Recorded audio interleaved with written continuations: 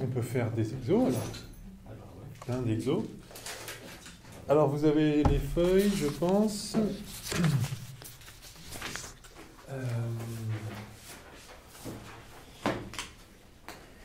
Bon, on peut commencer malgré tout par le premier.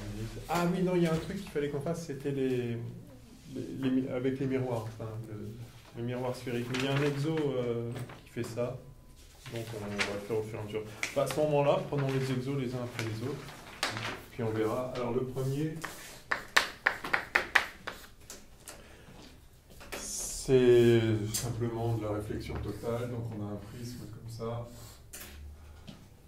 On utilise donc un prisme avec un angle droit là,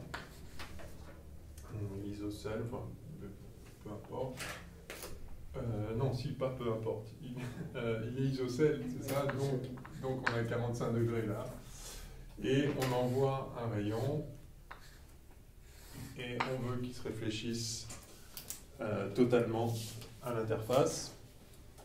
Et on nous demande des conditions sur l'indice du prisme pour qu'il en soit ainsi.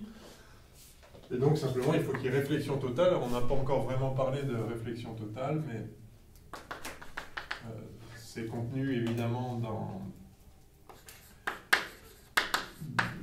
la formule de réfraction. Si vous avez une interface entre un milieu d'indice N1 et un milieu d'indice N2, un rayon qui arrive avec l'angle d'incidence I1, il ressort avec l'angle d'incidence I2, l'angle de réfraction, pardon, I2, et pour que cette formule soit vérifiée, il faut, si N2 est plus petit que N1, que I2 soit plus grand que I1, mais si I2 doit être plus grand que 90 degrés, c'est plus un rayon réfracté, et à ce moment-là, il n'y a plus de rayon réfracté du tout, on a une réflexion totale. Hein. Donc l'angle de réfraction limite, enfin l'angle d'incidence limite pour qu'il n'y ait plus de réfraction, c'est l'angle tel que, donc I1 limite, tel que I2 égale pi sur 2. C'est-à-dire sinus I2 égale 1. Et par conséquent, sinus de I limite, c'est N2 sur N1. Voilà. Ouais. Donc l'angle, si I1 est plus grand que arcsinus de N2 sur N1, on a réflexion totale. Et là, la réflexion se fait avec les lois de la réflexion standard, c'est-à-dire qu'il y a un rayon réfléchi ici, avec l'angle de réflexion qui est égal à l'angle d'incidence, enfin moins l'angle d'incidence si on prend les angles algébriques en partant de la normale au dioptre. Voilà. Ok, bon ben voilà, c'est tout. Et par conséquent, pour qu'il y ait réflexion totale ici, il faut que l'angle d'incidence I, qui se trouve être de 45 degrés dans cette configuration, soit plus grand que cet arcsinus. Alors, dans le cas présent, on a l'indice 1, le prisme est mis dans l'air, je ne sais même pas si c'est précisé, mais quand ce n'est pas précisé, c'est ce qui est sous-entendu. Et N, l'indice du verre, donc il faut I. La question, c'est est-ce qu'on a 45 degrés, c'est-à-dire pi sur 4, plus grand que arcsinus de 1 sur N. Bon, sinus de pi sur 4, ça fait... Pourquoi N ? Parce que Là, on passe de n à 1. Ouais. Ouais. Oui, c'est la réflexion. Alors, à l'entrée, évidemment, là, on est à l'angle 0, donc ça passe tout droit. Et donc, la réflexion se fait du milieu n sur le milieu 1. Donc, la question, c'est est-ce que 1 sur n est inférieur à sinus de pi sur 4, c'est donc racine de 2 sur 2, ou 1 sur racine de 2, pareil. Voilà, donc il faut n plus grand que racine de 2, c'est-à-dire 1,414 et quelques. Donc ça effectivement, c'est à peu près l'ordre de grandeur des indices de réfraction du verre. Alors il y a des verres moins réfractants que ça, moins réfracteurs, comme ça, et d'autres plus. Ça va typiquement de 1,3 à 1,5 le verre, ça dépend un peu des verres. Donc il y a effectivement certains verres qui vont vous donner, dans ces conditions-là, une réflexion totale. Donc ça peut, voilà, ça peut fonctionner comme un périscope, ce genre de truc. Hein. Vous mettez un prisme comme ça.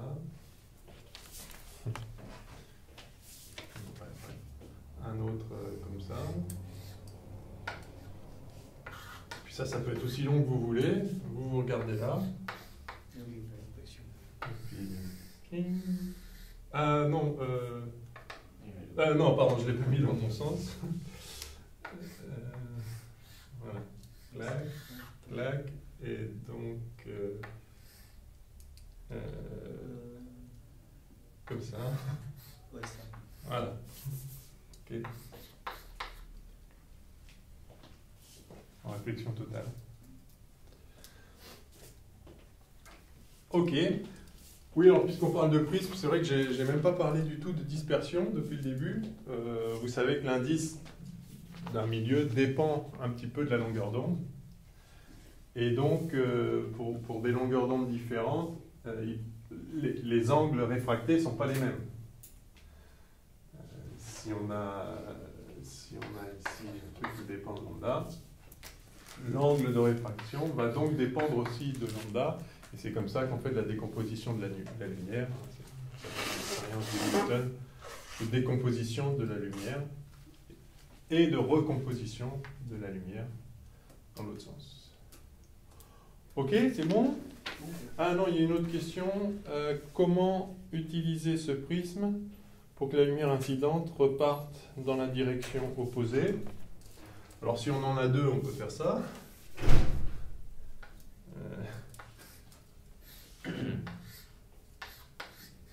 Du coup. Mais si on n'en a qu'un, on peut le faire aussi.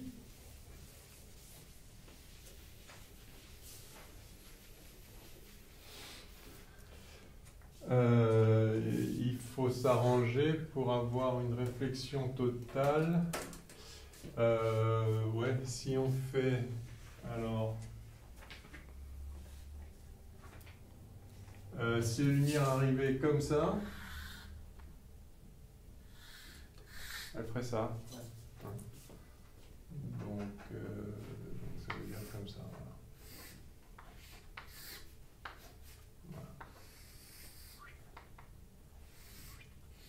Voilà. Ça fait un miroir, ça décale un petit peu finalement, verticalement. Ça repart dans l'autre sens. Bon. Alors, exercice 2.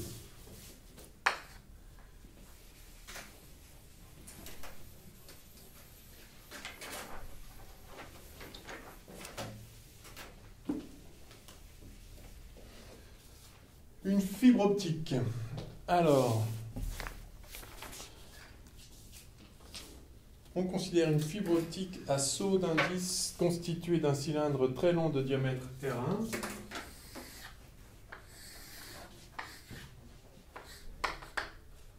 Donc R1. Et d'indice N1.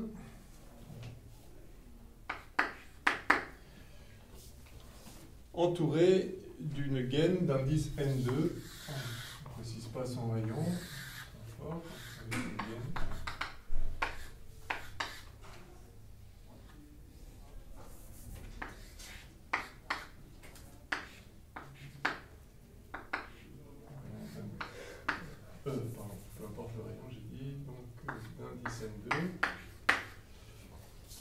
Avec quel angle minimal par rapport à l'axe de la fibre la lumière peut, pas peut-être, mais peut-elle entrer pour être transmise jusqu'à l'extrémité de la fibre? Donc, je ne vais pas faire en perspective, je vais faire en coupe. Voilà.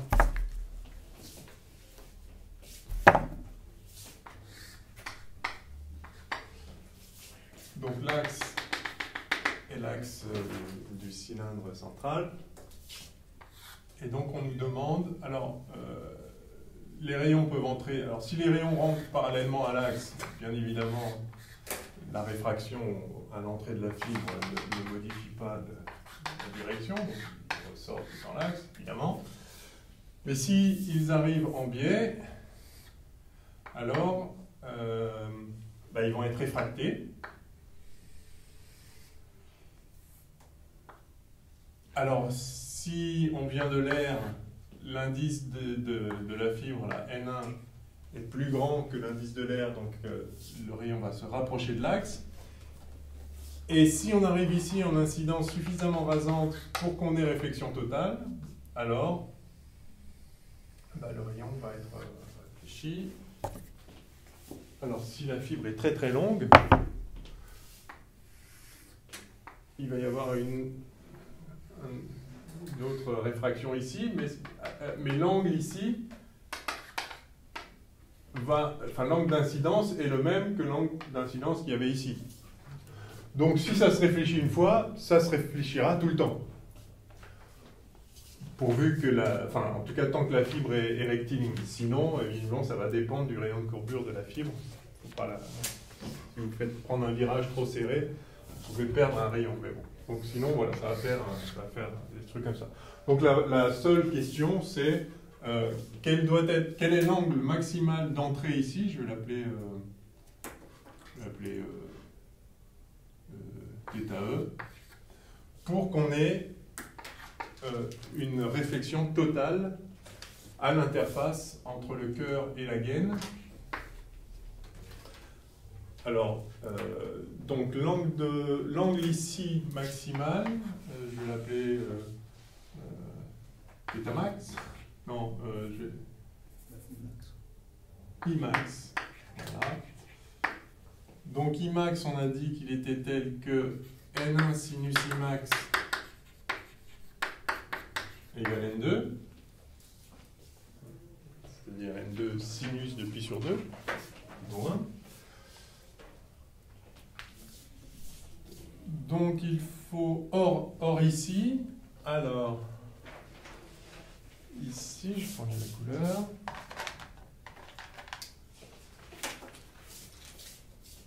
Ici, on a l'angle, cet angle-là, en fait, cet angle-là, c'est pi sur 2 moins Imax. D'accord, c'est celui-là.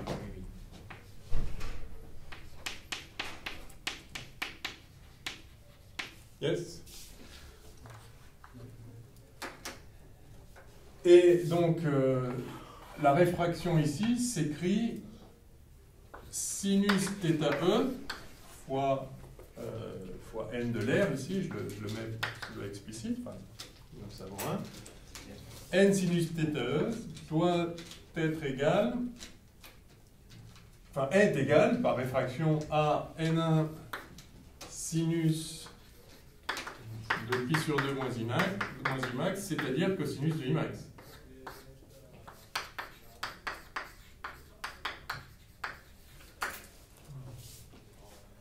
Et on veut Imax au maximum comme arc sinus de N2 sur N1. Donc ce qu'on sait, c'est que cos carré Imax plus sin carré Imax, ça va faire 1. Donc on va pouvoir obtenir la valeur de θe limite ici. Je pense qu'on va faire ça, ouais. Si je fais n1 carré sin carré Imax plus n1 carré, il y a peut-être plus astucieux, je sais pas. Ça fait n1 carré, et par ailleurs, ça fait donc n2 carré plus nr carré, c'est-à-dire 1. Mais je le laisse parce que, en fait, là, en le faisant, je me dis que ça peut être marrant de voir comment ça change quand on met la fibre dans un autre milieu. Bref, nr, sinus carré θe.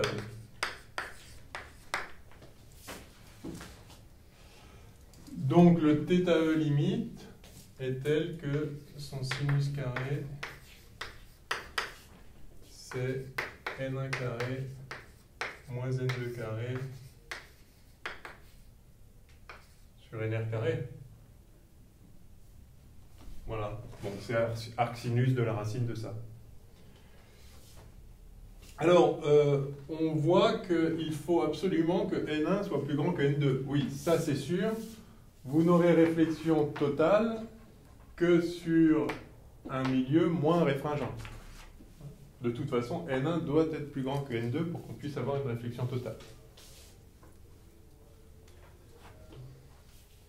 C'est-à-dire il faut passer d'un milieu de plus grand indice à un milieu de moins grand indice pour que le rayon s'écarte de la normale.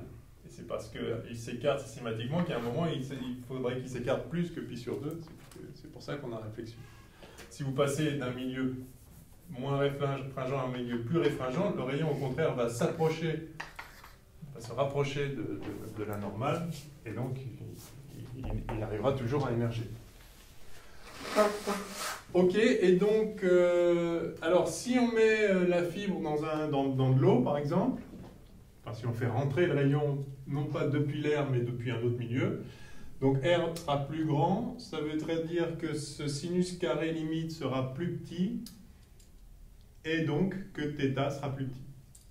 D'accord? Donc si la fibre débouche non pas, si l'entrée de la fibre, c'est pas l'air, mais c'est un milieu plus réfringent, à ce moment-là, l'angle limite sera encore plus petit. Oui, parce qu'à l'entrée, ça va moins rapprocher le rayon de l'axe. Et donc, l'angle ici sera plus grand. Donc, voilà. On comprend qualitativement pourquoi. Bon, enfin voilà, donc si on met 1 pour l'air maintenant, ça fait donc θ limite égale 1 carré arc sinus de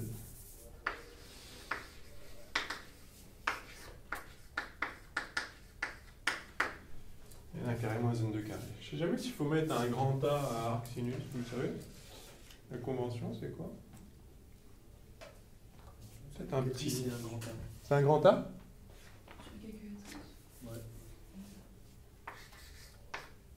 Ouais, ok. Ben voilà. Effectue application numérique. Alors oui, voyons ce que ça donne. Donc là, pour des indices N1 égale 1,48 et N2 égale 1,46. Alors, c'est quoi ça?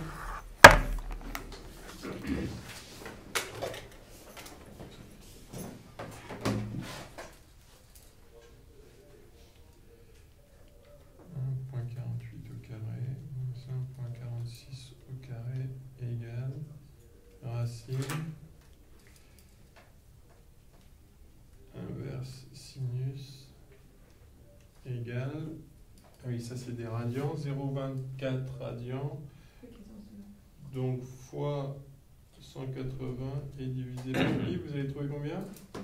14 degrés, ouais, moi aussi, ça marche. Voilà, 14 degrés, bon, c'est pas si mal. Alors, quel est le décalage temporel?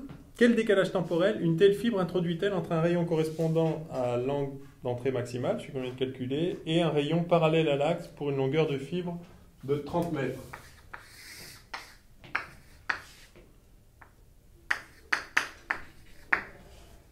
Donc effectivement, ce rayon-là parcourt un trajet plus long que le rayon qui est le long de l'axe, qui va tout droit. Alors, le rayon parallèle, alors le temps le temps du rayon parallèle, ça c'est simplement L sur... Alors attention, il ne va pas à la vitesse C, bien sûr, il va à la vitesse C sur N1. Donc ça fait N1 L sur C. Et le temps de l'autre rayon, alors en fait, il faut calculer le temps max, en fait. Ça va être pareil, N1 sur C fois L, L', où L', ça va être la somme de ces trucs-là. Alors, on va prendre sur une traversée comme ça, quelle est la longueur, je vais appeler ça petit L', par rapport à petit l. On a ici, on a, alors cet angle-là, c'est ça, le sinus, ou le, oui, ah oui, le sinus, c'est ça sur ça, exact. Donc on a L', donc comment on l'avait appelé cet angle-là? C'est pi sur 2 moins I max, justement, celui-là. Et donc c'était en fait, c'était écrit là, c'est en fait donc, c'est cet angle-là, et c'est donc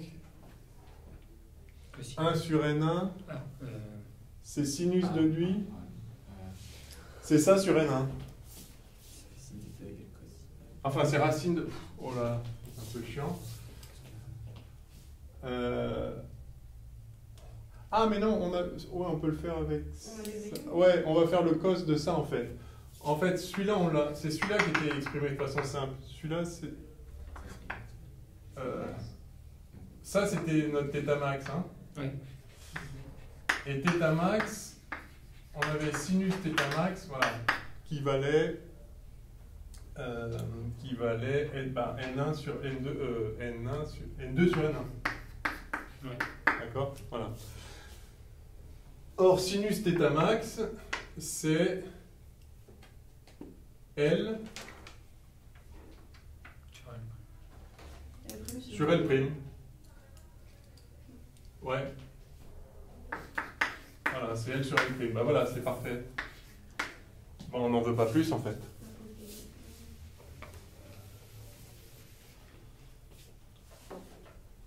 On n'en veut pas plus parce que après, donc le rapport en fait entre la longueur de parcours du premier, enfin entre celui-là et celui qui va tout droit, celui qui va tout droit il parcourt L et l'autre il parcourt L'. Et si ça se répète plein de fois, alors évidemment ça dépend si à la sortie on est pile poil en bas ou pas, mais enfin si, ça va devenir négligeable si ça fait plein de fois l'aller-retour. Donc finalement le rapport des temps de parcours, c'est le rapport des longueurs de parcours, et le rapport des longueurs de parcours, c'est N2 sur N1. Donc on a L' qui vaut N1 sur N2 L, et donc on aura T, ce que j'ai appelé T max, là, qui vaudra T parallèle pour N1 sur N2. Et donc la longueur, donc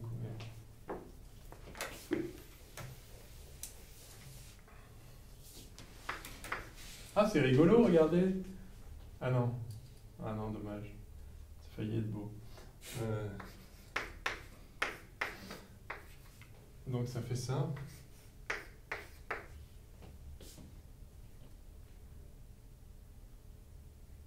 C'est bien ça, hein, je ne me trompe pas. Ouais, c'est ça. Carré sur un peu. Bon. Du coup, on ne sort pas du petit L. Ben, en fait, tel qu'on l'a fait, on a directement le rapport sur chaque traversée. On a le rapport entre les deux longueurs. Donc ce rapport, ce sera le même sur la traversée totale. À peu de choses près, aux effets de bord près, qui vont être négligeables si la fibre est très longue. Donc le rapport on a le rapport des temps, c'est le rapport des temps sur chaque portion, c'est-à-dire N1 sur N2. Voilà. Et donc le temps parallèle, c'est lui. Alors maintenant, si on veut le décalage en temps, on va avoir donc Tmax moins T parallèle, qui vaut donc, évidemment, ça va être proportionnel à la longueur, donc ça va faire n1 carré moins 1 sur n2, L sur C. Ouais. N1. Oui. Merci, bien sûr. n1 carré sur n2 moins 1. Alors ça fait combien ça? 1,48 au carré divisé par 1,46. Ça fait 1,5, donc moins 1, ça fait 0,5.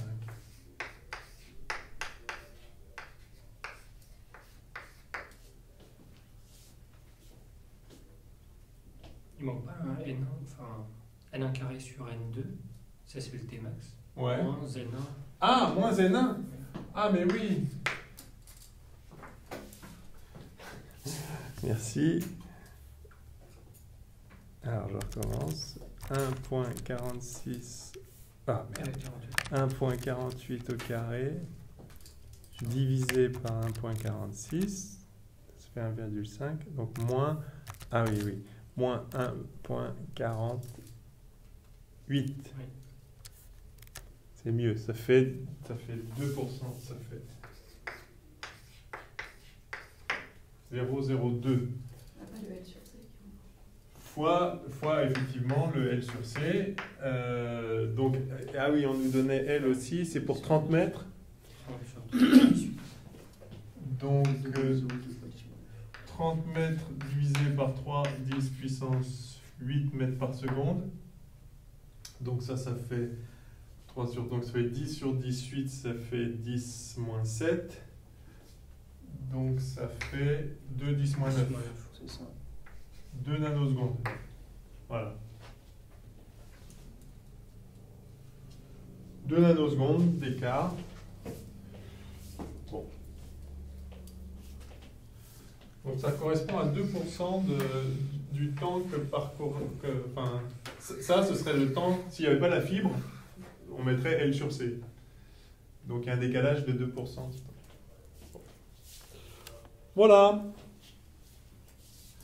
Alors des exercices avec des fibres optiques, en général, ils peuvent être soit vraiment aussi simples que ça, soit effectivement on vous fait une courbure parce que l'idée de la fibre, c'est de guider la lumière, pas juste aller tout droit. Ça peut, mais pas uniquement. Et donc on peut la faire courber, et à ce moment-là, on vous fait regarder la prise de virage ici, à quel moment ça peut suivre, c'est-à-dire qu'on reste sous angle de réflexion totale, puisqu'un rayon même qui serait parallèle à l'axe va se retrouver ici, évidemment, en incidence avec un certain angle qui dépend du rayon de courbure de la fibre. Donc on peut vous faire calculer, par exemple, le rayon de courbure limite que vous pouvez faire prendre à une fibre pour que les rayons entrant avec un certain angle soient quand même guidés, etc. Bon, bref. Mais c'est toujours de la géométrie comme ça. Alors ça peut être aussi un petit peu plus compliqué si vous avez une fibre à gradient d'indice. C'est-à-dire que là, on a deux indices différents avec une interface nette, mais vous pouvez avoir un gradient d'indice, c'est-à-dire un indice n de R, où R est la distance à l'axe de la fibre. Ça peut varier continuellement. Donc vous avez un peu... du coup, on va avoir une propagation comme ça, avec un effet mirage à chaque fois, où vous avez un indice qui augmente continuellement, et donc vous avez une courbure plutôt qu'une cassure. Donc du coup, mathématiquement, ça peut être un petit peu plus compliqué. Enfin, si vous avez affaire à ça, on vous guidera suffisamment. L'exercice sera posé de façon à ce que ce soit faisable de toute façon. C'est jamais très, très compliqué. Une fois que vous avez compris le principe, il n'y a pas grand-chose de compliqué. C'est bon? Ouais. Cool. Alors, 3. Le dioptre sphérique dans les conditions de Gauss. Bon, bah ça, c'est ce qu'on a fait dans le cours, entre guillemets, hier. Donc, c'était juste recalculer, réétablir les relations de conjugaison, regarder les points cardinaux. Ah, c'est vrai qu'on n'a pas...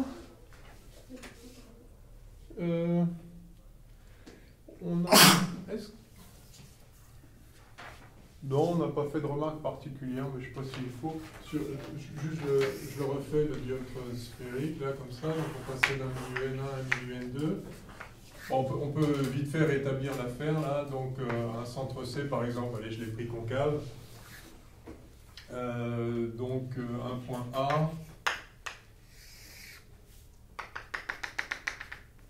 qui arrive avec un angle d'incidence. Je vais l'appeler I1, puisqu'on est côté 1. Si N2 est plus petit, on va avoir l'angle s'écarte de l'axe. On a ici I2. A' est ici, le sommet.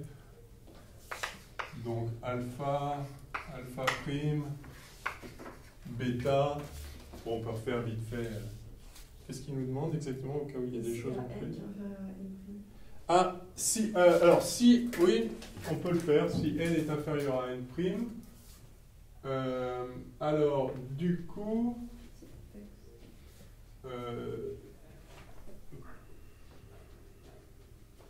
ah oui, il s'appelle n et n'. Ok, allez, on va refaire ce qu'ils disent.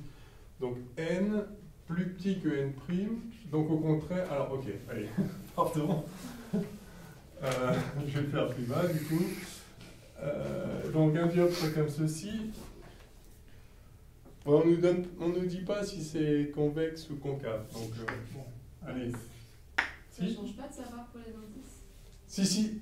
De savoir si c'est convexe ou concave? Non. Ah, pour les indices... Non, ça change pas.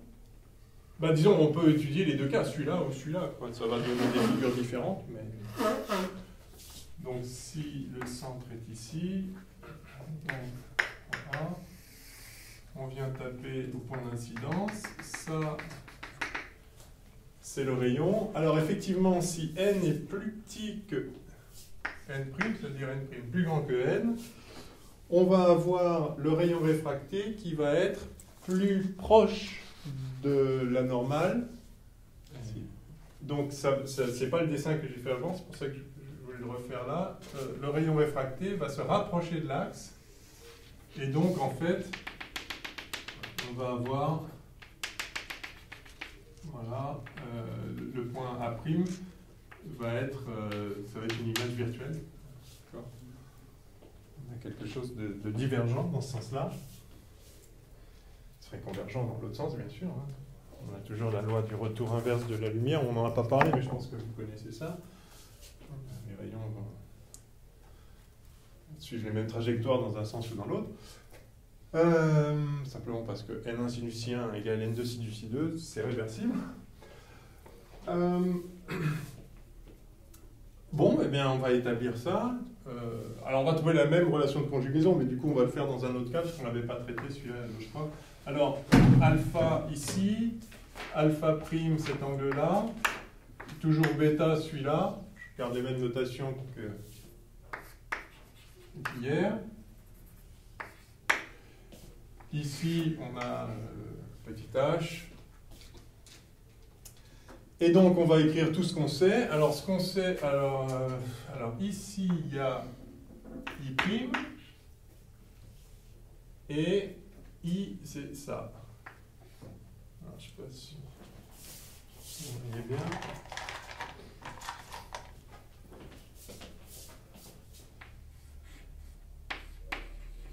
Ça, c'est I par rapport, voilà, jusque là. Ça, c'est le rayon.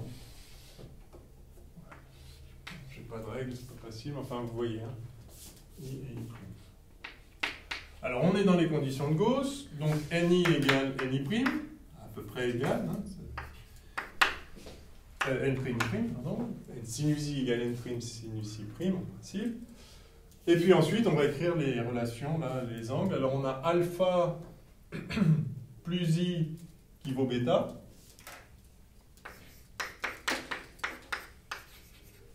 Ça, c'est égal. Et puis, on a alpha prime. Donc, on a le i prime ici. Je vais le mettre en rouge.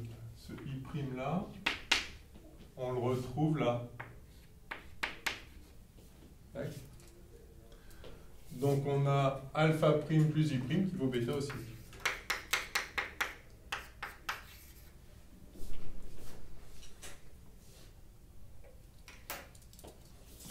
Donc on a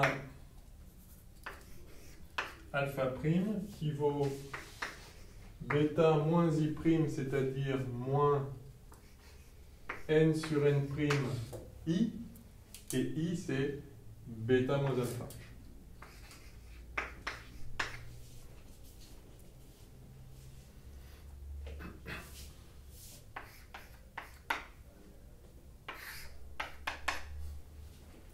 Ok. Sauf erreur. Alpha prime c'est bêta moins i prime, c'est-à-dire n sur n prime i, et i c'est bêta moins alpha. Ah, c'est bon. Voilà, il n'y a plus qu'à remplacer. Donc ça fait n prime alpha prime moins n alpha égale n prime moins n bêta. C'est la même relation qu'on a dû avoir hier. Et maintenant, il n'y a plus qu'à remplacer alpha. Donc si j'appelle ce point-là, enfin si je dis que ce h, en fait, c'est le sommet, tous ces points-là sont les mêmes. On a donc alpha, c'est égal à sa tangente, donc c'est h sur SA. Alors attention, là on a pris tous les angles positifs, donc c'est pas h sur SA algébrique, c'est h sur moins SA algébrique, hein, puisque ça est négatif.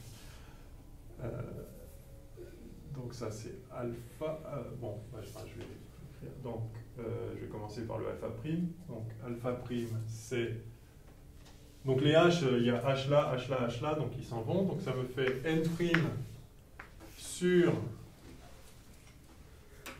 Je vais l'écrire comme ça. Sur a prime s, là. Moins n sur as égale n prime moins n fois 1 sur CS. Voilà. Et par conséquent, n, si on se met avec origine au sommet, n prime sur SA prime moins n sur SA égale n prime moins n sur SC. SC étant moins le rayon ici. Voilà, donc on retrouve la formule de conjugaison, évidemment la même qu'hier. Hein. Donc c'est bien que comme ça on a fait un cas effectivement où la construction est un peu différente, et on voit que quel que soit le rapport entre n' et n, peu importe lequel est le plus grand, et peu importe la concavité ou la convexité du dioptre, c'est toujours la même formule si on fait bien attention à prendre des valeurs algébriques ici. Donc là, elles sont toutes négatives en l'occurrence ici. Si on a... Enfin, ouais, voilà. Ah oui, j'en profite, je voulais faire la remarque hier pour vous faire remarquer que cette formule fonctionne pour le dioptre plan aussi. Vous vous rappelez, on avait vu, c'était le tout premier cours, le cours d'avant, on avait pris l'exemple du dioptre plan. On avait vraiment commencé par ça, on avait une source là, et puis on avait montré que, que le rayon réfracté, il avait l'air de venir d'un S' là, d'accord, c'était le même pour tous, et on avait établi un S', cette longueur divisée par celle-là, qui était N' sur N. Ben, on retrouve ça parce qu'en fait, un dioptre plan, c'est la limite d'un dioptre sphérique qui a un rayon infini, qui tend vers l'infini. Si le rayon tend vers l'infini, bah ça tend vers 0. Donc, limite rayon infini, dioptre plan. ça nous donne ça égale 0, c'est-à-dire SA' sur SA qui vaut N' sur A, sur N. Et ça, c'est ce qu'on avait trouvé, évidemment, dans le cas du dioptre plan. Hein. Bon, une fois qu'on sait faire le dioptre sphérique, évidemment, on peut prendre la limite. Alors, c'est intéressant, ça, parce que ça veut dire que quand on traite les lentilles, hier, quand on a fait les lentilles minces en associant deux dioptres, on peut également associer un dioptre sphérique et un plan. Hein. C'est ce qu'on appelle une lentille plan convexe, par exemple, ici. Il y a une face qui est convexe, ou concave, d'ailleurs, hein, lentille plan concave, ça fera ça. Voilà, il y a des lentilles comme ça, et ça marche très bien. C'est la même formule de conjugaison, parce qu'en fait, cette formule de conjugaison du dioptre sphérique, elle fonctionne aussi pour un dioptre plan. Il faut juste mettre le rayon égal à l'infini. Donc la surface focale qu'on avait trouvée de manière très générale pour la lentille mince avec deux rayons quelconques, vous vous rappelez, c'était un truc du n-1 facteur de 1 sur SC1, le rayon du premier, moins 1 sur SC2, le rayon du second. Voilà, ça c'était ça c'était 1 sur F', pardon. Eh bien, s'il y en a un de ces trucs-là qui vaut 0, bah soit. Donc ça fonctionne très bien, y compris pour des plans. Ça, c'est important de le voir. Le rayon est infini, c'est parfaitement possible. Tiens, j'en profite aussi pour vous rappeler que 1 sur la surface focale, ça s'appelle la vergence. Ça, c'est un truc que j'ai oublié de dire hier.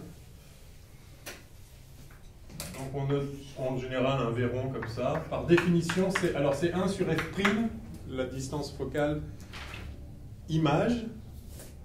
Donc elle est positive pour une lentille convergente, négative pour une lentille divergente. Donc ça s'appelle la vergence.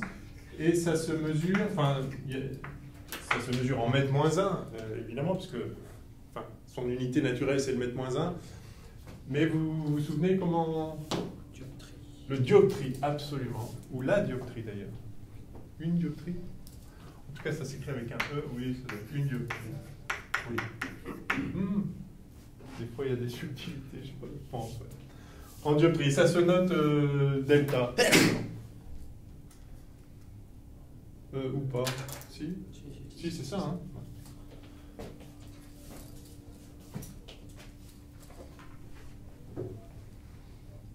Donc c'est juste des mètres moins 1.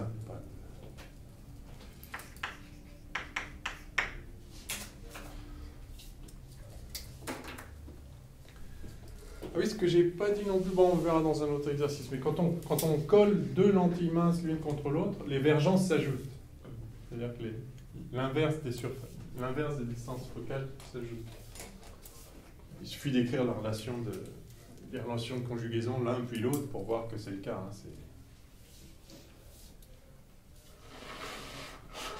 Allez, puisqu'on y est, vous vous rappelez la relation de conjugaison, 1 sur P' moins 1 sur P égale 1 sur F'. Donc si vous faites ça pour une première lentille,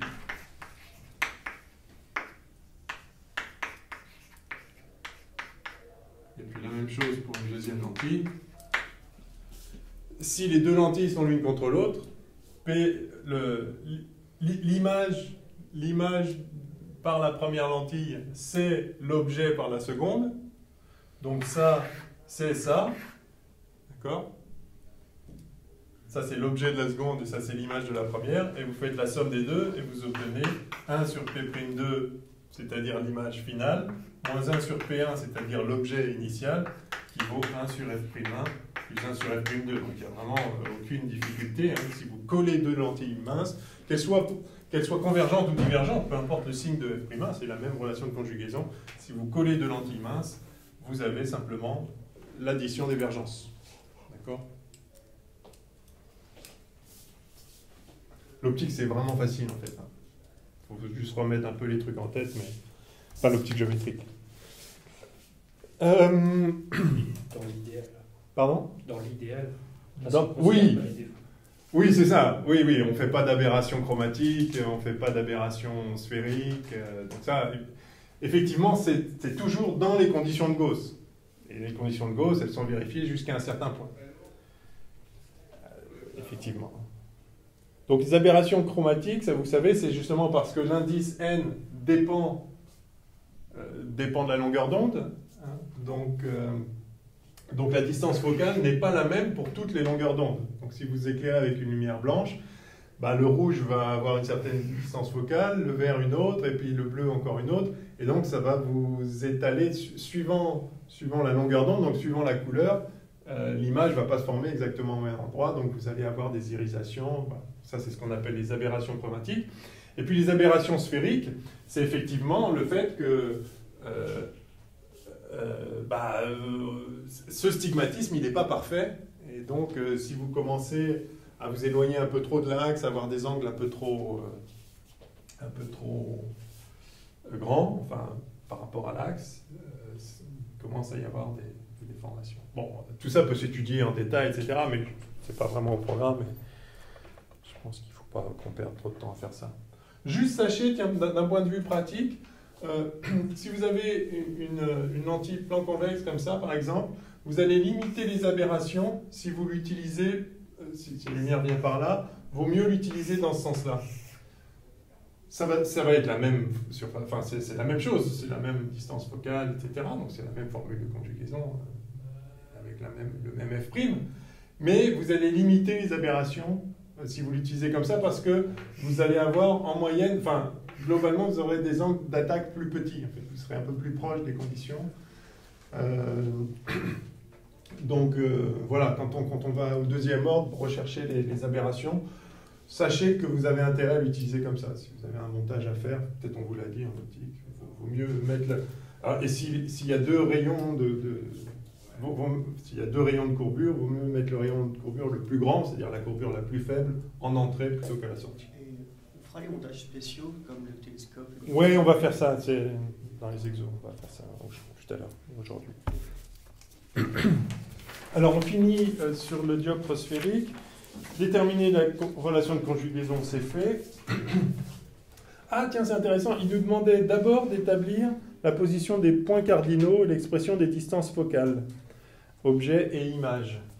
Alors on va le faire, effectivement. Évidemment, ça se lit là-dessus, hein, parce que maintenant, pour avoir la distance focale image, par exemple, il suffit de mettre la source à l'infini, et donc on a à ce moment-là SA' qui vaut la distance focale image. Donc on lit là-dessus que la distance focale image, c'est n' moins n sur n, enfin, c'est le rayon fois n' sur n' moins n, pareil pour objet.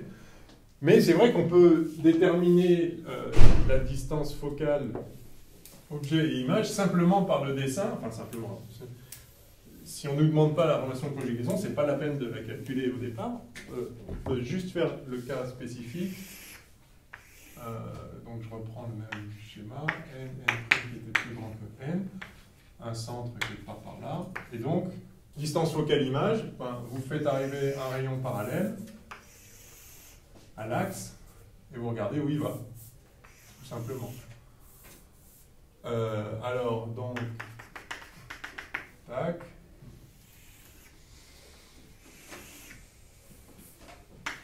Et là, il y aura f'. Donc, l'angle d'incidence ici, c'est celui-là. Alors, ça dépend de la hauteur h. Et par contre, vous avez ici l'angle... Ah, non, pardon. Pardon, on a n' qui est plus grand que n. Décidément, donc c'est de l'autre côté, effectivement, ça se rapproche de l'axe. Et du coup, ça va quelque part par là.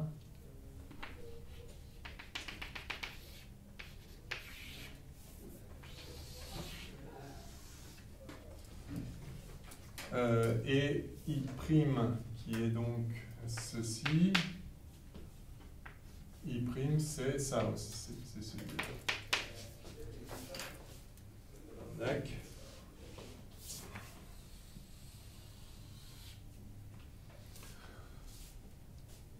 Et donc le foyer image, il est là, donc il est divergente. Et on a alors on a NI qui vaut N', sinus égale à l'angle. Et on a, alors I', c'est cet angle-là. I, c'est celui-là jusque-là. Donc I, c'est bien lui.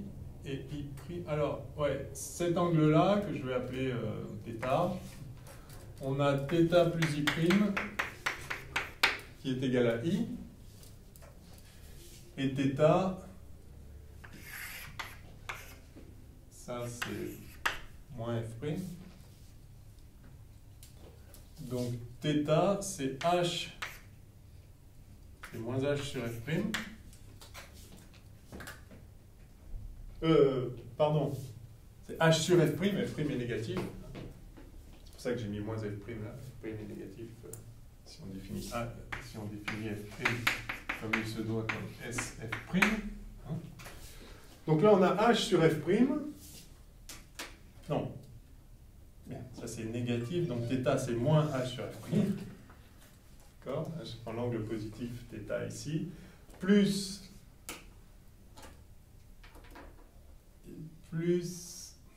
I', c'est-à-dire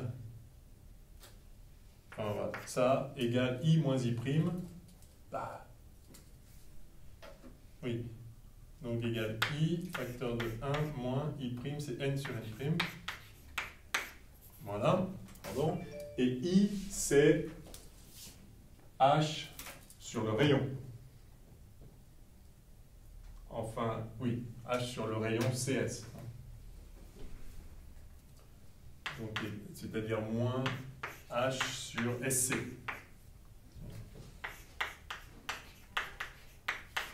Par conséquent, la distance focale F', c'est SC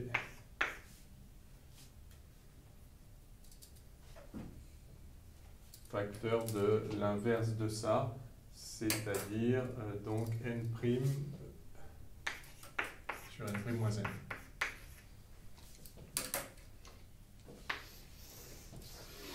Ok?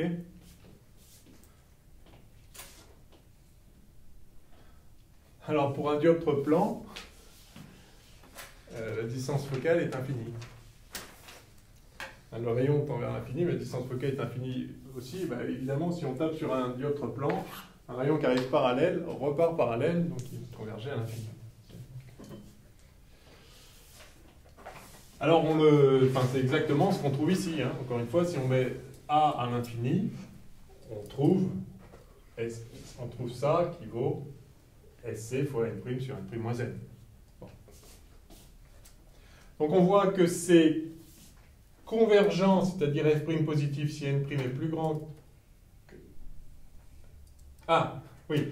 Si N' est plus grand que N, c'est convergent si ça c'est positif, c'est-à-dire si on est dans la configuration convexe, avec le centre à droite, et c'est divergent dans le cas opposé. Et vice-versa. Donc tout se lie là-dessus, hein, sur la formule de la surface de la distance focale. Alors la recherche de la surface focale objet, là c'est l'inverse. C'est pareil, ça se tire de la formule de conjugaison.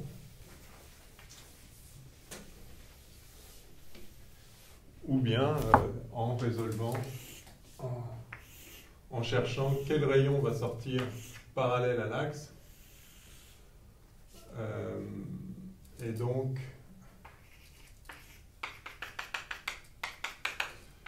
ce rayon-là, comme N' est plus grand que N, il doit venir quelque part comme ça.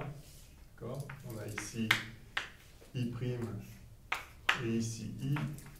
Et on regarde où ce rayon vient taper là, et on va trouver F. Bon, je ne le refais pas, hein, c'est la même procédure.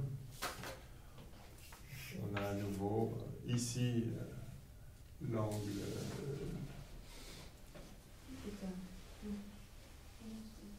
celui-là... Oui, ça c'est I', et donc là aussi c'est I' en fait. Et puis on va avoir ici l'angle θ, dont la tangente est H sur la distance focale qu'on cherche. Et puis on fait des petites manips et voilà. C'est bon ? Vous voulez que je le fasse? Non, ça va? Bien! On est super efficace. En déduire la relation de conjugaison d'une lentille mince. Bon, ça c'est ce qu'on a fait hier, en mettant en cascade deux relations de conjugaison de dioptres sphériques ou plans. Alors, 4. Miroir sphérique dans les conditions de Gauss. Donc ça, c'est chose qu'on n'a pas du tout faite hier.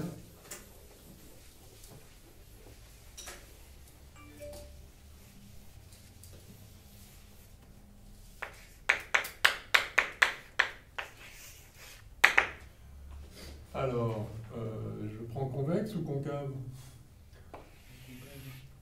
Allez, concave. Le centre C.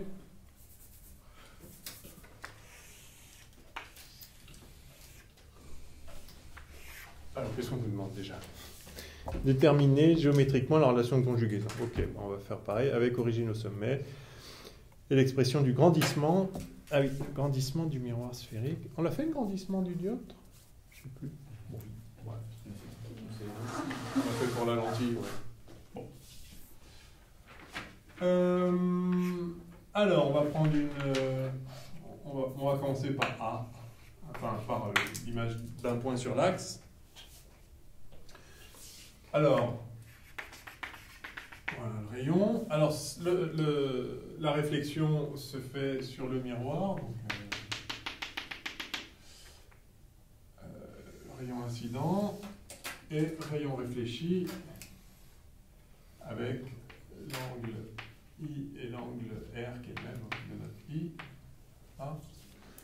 Alors, il y en a un qui est positif, l'autre qui est négatif si on fait attention aux signes. On va les prendre, on va prendre les valeurs positives, c'est-à-dire la valeur absolue de ces angles.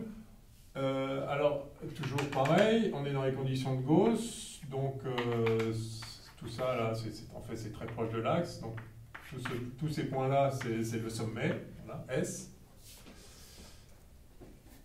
Et donc on va voir que le point où on converge ici ne dépend pas de l'endroit où on est venu taper sur le miroir, c'est-à-dire ne dépend pas de H, à peu de choses près, tant qu'on n'est pas loin du sommet et qu'on a des angles petits.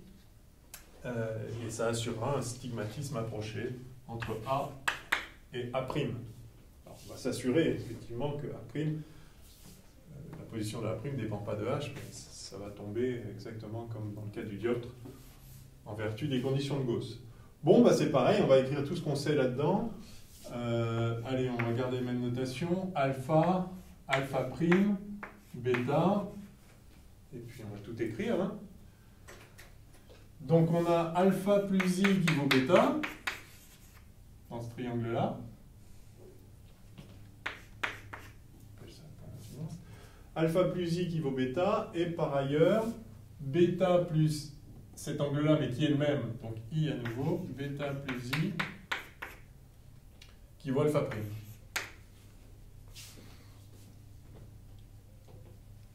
Ouais. Et puis ensuite, on dit que alpha, c'est égal à sa tangente, donc c'est H sur SA. Alors, H sur AS. Plus, donc I...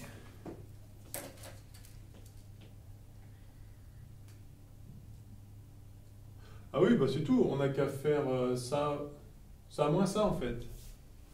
Hein, parce que c'est le même I.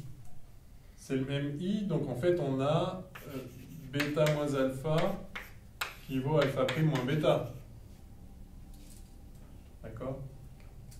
Donc on a alpha prime plus alpha qui vaut 2 bêta. On va faire comme ça. Ok? Voilà la relation de conjugaison sous la forme des angles, et on va la transformer en relation de conjugaison origine au sommet. Donc alpha prime, c'est H sur A'S, plus alpha, c'est H sur AS, égale 2 bêta, c'est-à-dire H sur CS.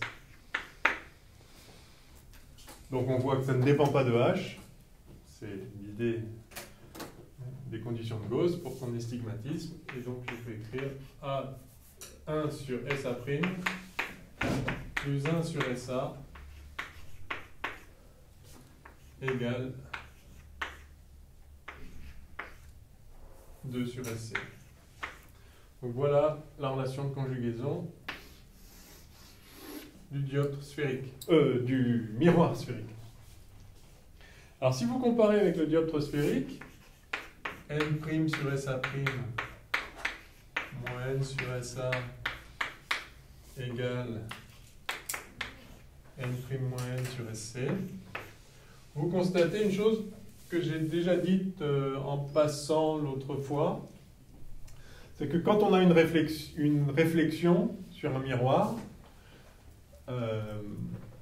en fait c'est comme si on avait une réfraction dans un milieu d'indice moins l'indice d'où on vient. Hein, la relation n sinus i égale n' sinus i prime. Si n' égale moins n, ça nous fait en fait sinus i égale moins sinus i prime, c'est-à-dire i égale moins i prime. C'est la loi de la réfraction. Donc l'analogie, quand on a une réflexion, on peut dire que la réflexion, c'est une réfraction dans un milieu d'indice l'opposé. Enfin, l'opposé de celui d'où on vient. Et bien là, vous voyez que c'est pareil. Si on dit ici que n', c'est en fait moins n,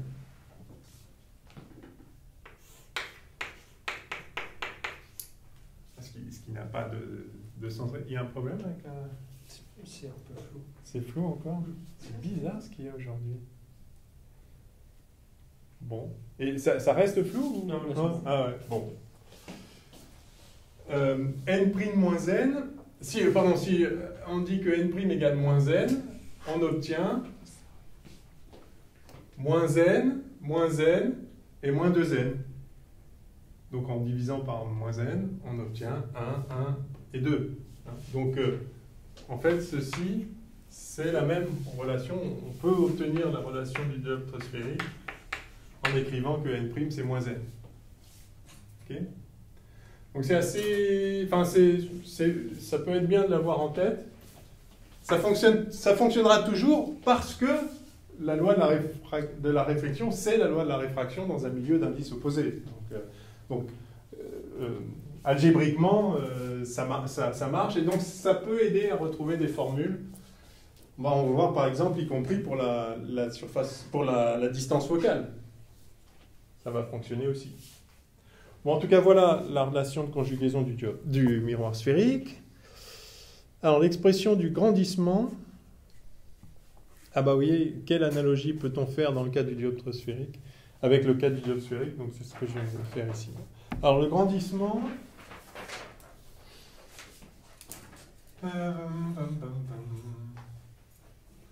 Alors, pour le grandissement, il faut obtenir l'image d'un point qui n'est pas sur l'axe. Comment on va faire ça?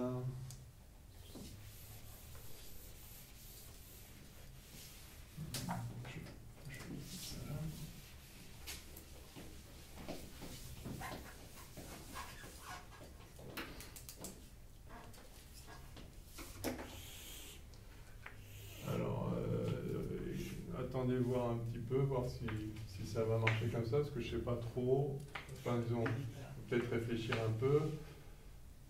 Ah ben non, on va tracer les rayons. Alors, on nous demande les foyers, non, hein, mais on va les donner, les foyers, parce que c'est intéressant. Du coup, si A est à l'infini, hein, si on fait tendre A vers l'infini, de sorte qu'on ait un faisceau parallèle qui arrive. Le faisceau parallèle va se réfléchir, va converger vers le foyer de ce miroir sphérique. Et ce foyer va se trouver en... Alors, on va avoir SF', qui vaut SC sur 2. Voilà.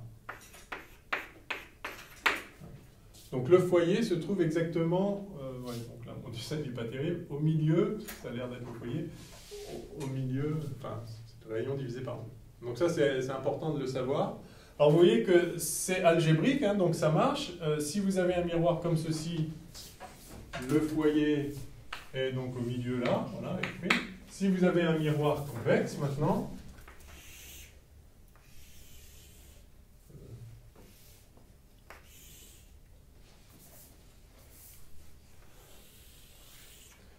de centre ici, eh bien le foyer va être, foyer image va être de l'autre côté, c'est-à-dire qu'évidemment un faisceau incident sur ce miroir convexe va repartir en divergent, hein, comme si les rayons venaient de F', hein, c'est le principe.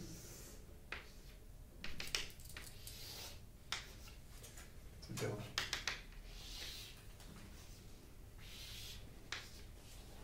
D'accord ? Donc dans ce cas-là, ils convergent, dans l'autre cas, ils divergent.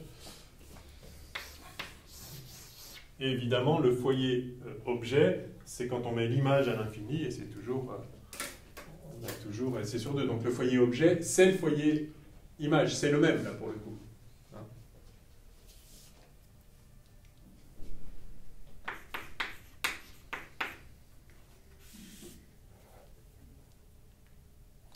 Parce que ça, c'est la loi du retour inverse de la lumière. Si en venant de l'infini, si quand vous venez de l'infini, vous convergez vers le foyer, en partant du foyer, vous allez à l'infini par retour inverse, comme on a une réflexion. Alors la question, oui, c'est le grandissement. Donc on va faire la construction justement à partir de ce foyer. Donc A, B, et on va tracer, moi je vais faire en plus grand. Ou bien ça va? Allez, donc deux rayons remarquables. Le rayon qui passe par le centre, qui revient sur lui-même, ça c'est sûr. Oui, je ne l'ai pas dit, mais ça va de soi, hein, simplement par symétrie sphérique. Donc le rayon qui passe par le centre, c'est-à-dire d'angle d'incidence nul sur le miroir, repart en rebroussant chemin, en revenant sur lui-même. Et le rayon qui est parallèle, voyons, on va en faire 3, hein, comme d'habitude, mais 2 suffisent. Donc le rayon qui est parallèle à l'axe, qui se réfléchit en passant par le foyer. Et donc on a l'image A'B', un planétisme approché. Voilà. Et donc le troisième rayon, bien sûr, ce serait celui qui passe par le foyer à l'aller et qui par conséquent ressort parallèle à l'axe après réflexion. Ça marche pas chez vous? Ah. Même avec une feuille quadrillée et une règle. Alors là, je suis fier de moi parce que moi, ça marche pas trop mal. Hein. Ouais. Quand on court des rayons, ça marche. Il faut bien mettre le foyer au milieu du centre, enfin au milieu de SC. Hein. C'est ça la clé. C'est ça qui assure. Là. Ah, il est pas bon. Ah, voilà. Où ça marche? Bon. C'est ça, vraiment, la clé, c'est que la distance focale, c'est le rayon sur 2. Et ce sera toujours le rayon sur 2, quel que soit l'indice du milieu dans lequel on est.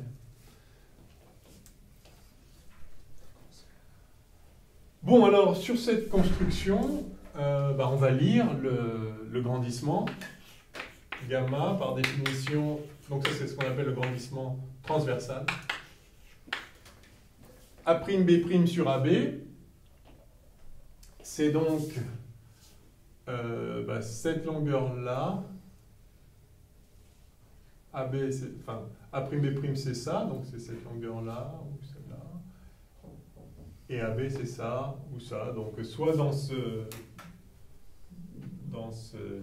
deux triangles-là, soit dans ces deux-là, on va trouver la même chose, à savoir que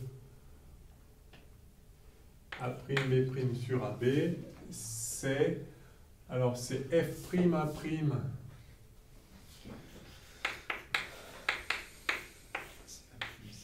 Sur F'S, enfin le F', je peux l'appeler F, hein. F et F' sont les mêmes. Donc c'est F'a' sur Fs, par exemple. On nous le demande à l'origine au foyer ou pas? Je ne me rappelle plus. Au sommet. Ah, au sommet. Bon, parce que si tu es au foyer, c'est déjà fait. Hein. Donc ça, je vais l'écrire comme ça. Ça ferait, origine au foyer, ça ferait donc X' sur F', F, et c'est aussi égal à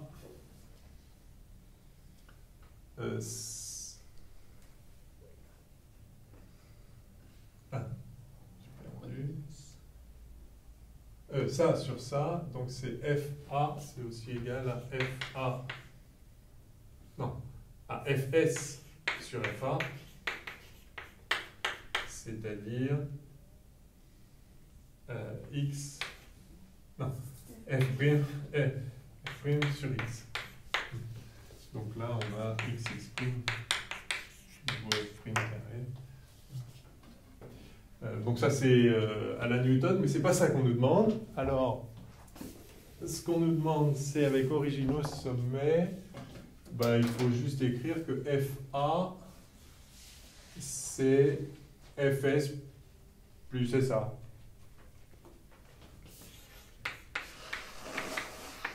Enfin, plus SA', plus SA.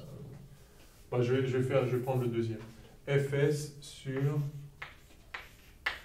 Fs plus SA, donc ça fait F sur F plus, je l'appelle P du coup, hein, le SA.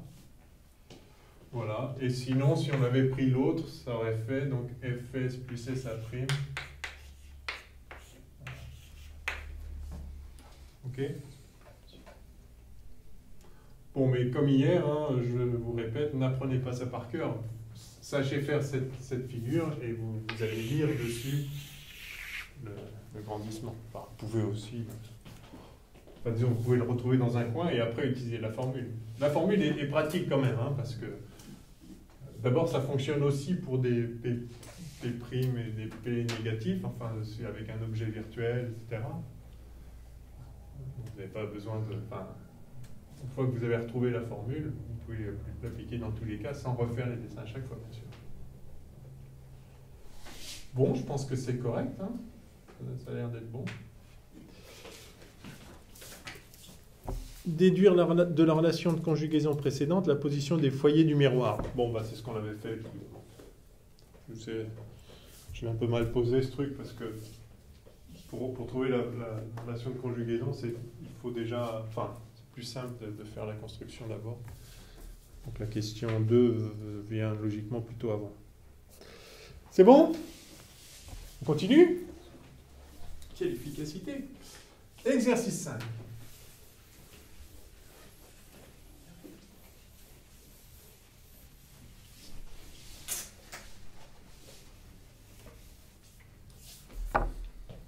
Exercice 5, la loupe. Alors, on commence à rentrer dans les instruments d'optique.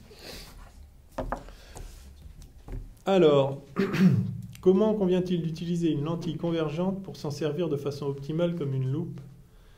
Discuter les pertes de performance si les conditions ne sont pas optimales. Bon, vous connaissez tous le principe d'une loupe. D'accord? On a une lentille convergente. Et on observe un objet pour en faire une image virtuelle. L'idée, c'est de... Alors, je vais positionner le foyer quelque part ici. Alors, foyer objet, foyer image. Et puis, alors, si on veut une image virtuelle, on va regarder avec nos yeux. On ne va pas projeter l'image sur un écran, c'est pour la voir avec nos yeux. Donc, il faut se faire une image virtuelle. Il faut, alors, où faut mettre le... Entre O et F. Hein. Voilà. Alors, on peut le revoir avec la formule de conjugaison. 1 sur P' moins 1 sur P égale 1 sur F', c'est-à-dire que P', c'est PF' sur P plus F' en fait.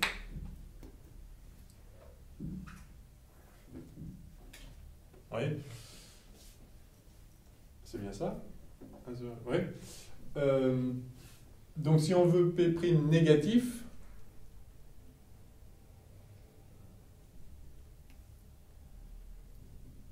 alors P est négatif, puisqu'on est objet. Donc P est négatif, et si on veut P' négatif, il faut que ce truc-là reste positif. Hein, donc il faut que le P négatif ne soit pas plus négatif que le F'. Hein, donc il faut effectivement qu'on soit là-dedans. Alors, prenons voilà, A, B. On peut tracer vite fait le rayon B qui n'est pas dévié, le rayon allez, parallèle qui va passer par le foyer. Et donc ils vont se couper quelque part par là. A', B'. On aurait aussi pu prendre celui-là. Qui ressort parallèle à l'axe. Les trois vont évidemment donner le même résultat. Donc on a A', B' là-dessus. Qu'est-ce qu'il nous demande ? Ah oui, donc dans quelles conditions c'est optimal? Ce qu'on veut, c'est voir... Qu'est-ce qu'on veut? On veut grossir l'objet. Alors là, il faut faire attention, il y a une différence entre grossir et grandir.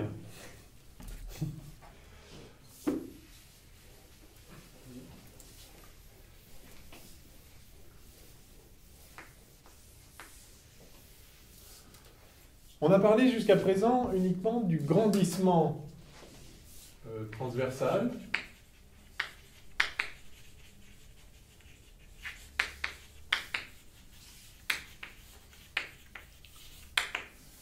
Gamma qui est A', B' sur AB. Il peut être négatif ou positif, suivant si l'image est renversée ou pas, mais ce grandissement, bon, ça nous donne la taille de l'image.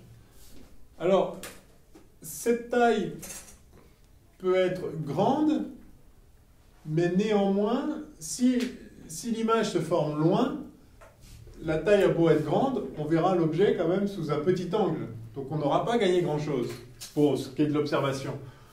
Donc ce qu'on veut en général, c'est grossir l'objet en termes d'angle. On appelle ça parfois le grandissement angulaire.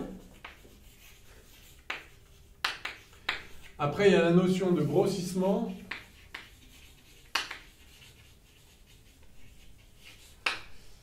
Qui n'est pas pertinente pour tous les instruments, mais on y reviendra, je la note quand même. Et après, il y a ce qu'on appelle le grossissement commercial. Alors, on va définir ça, enfin, on va rappeler un petit peu ce que c'est ça, et voir dans ce cas-là, qu'est-ce qui nous intéresse. Donc, ce qu'on voudrait, là, c'est être capable d'observer, quand on utilise une loupe, d'observer des détails, donc séparer des positions qu'on voit sous un petit angle, d'augmenter cet angle-là. Alors, donc ça, c'est l'angle. Je vais appeler cet angle-là alpha, ce qu'on fait en général. C'est l'angle sous lequel... Enfin, c'est l'angle...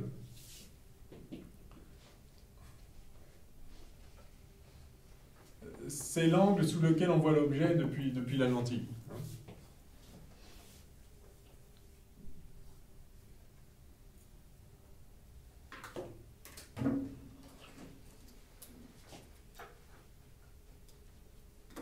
Attendez, c'est bien ça.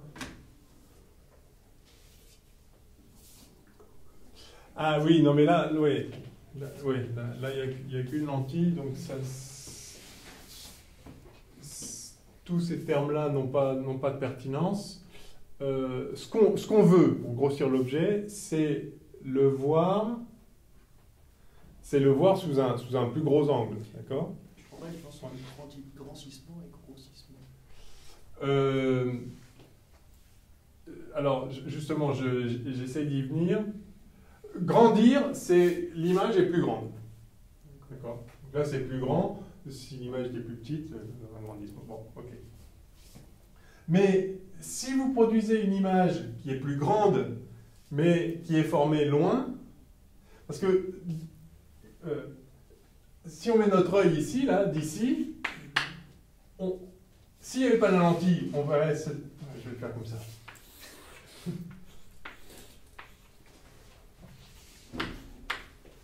Donc,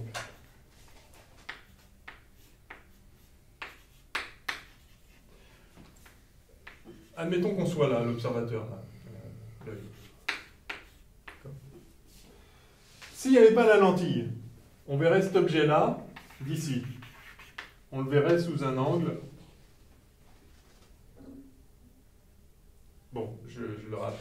Je l'appelle θ pour pas... D'accord? S'il n'y avait pas la lentille, on verrait ça.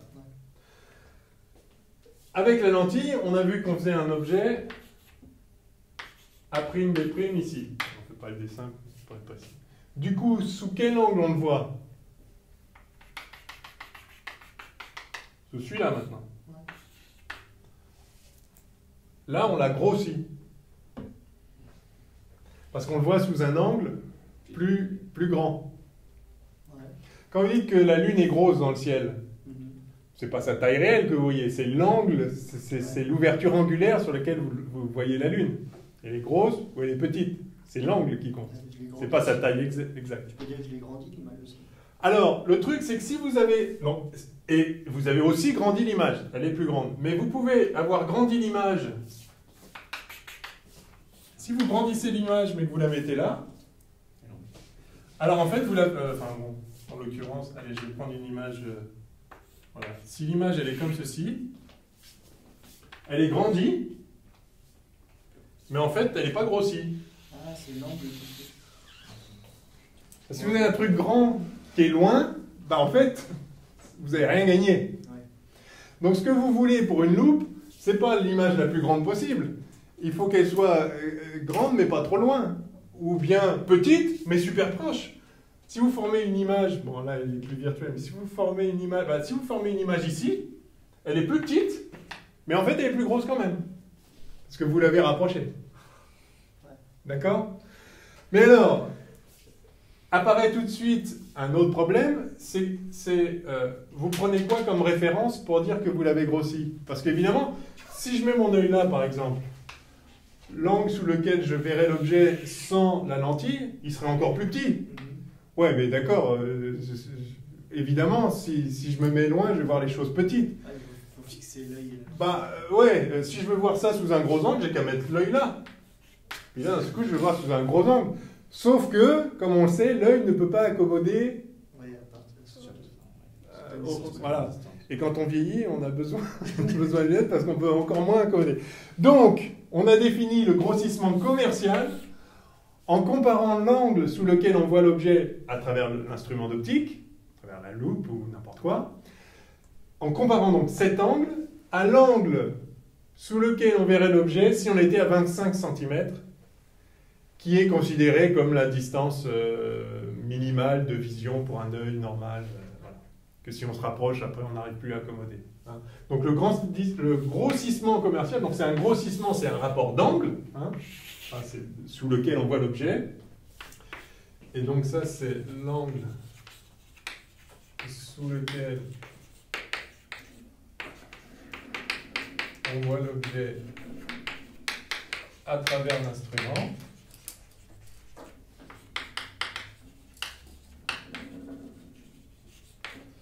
Divisé par l'angle sous lequel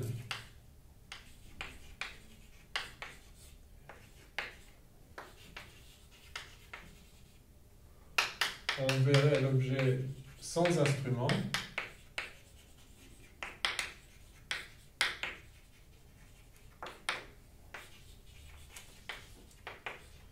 Depuis une distance de 25 cm, par définition.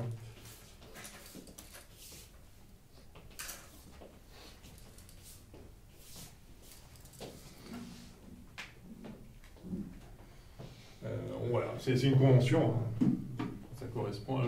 Comment ils appellent ça en latin? Punctus proximus, c'est ça? Punctum proximum.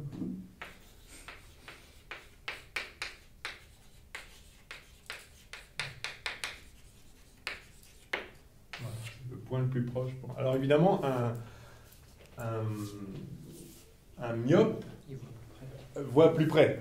Il faut voir un myope qui fait ça. Alors, évidemment, c'est très avantageux parce qu'on est tellement près que tout est gros, quoi. Donc on arrive à voir des détails.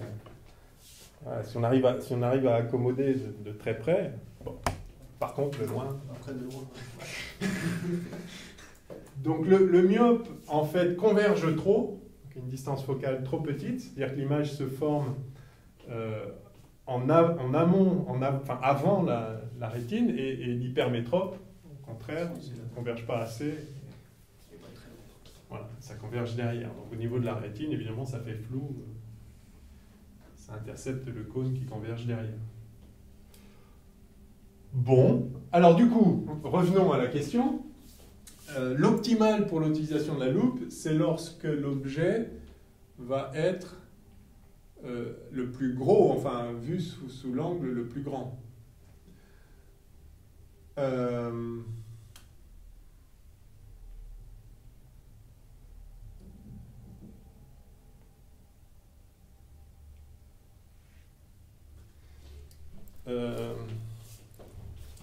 Alors,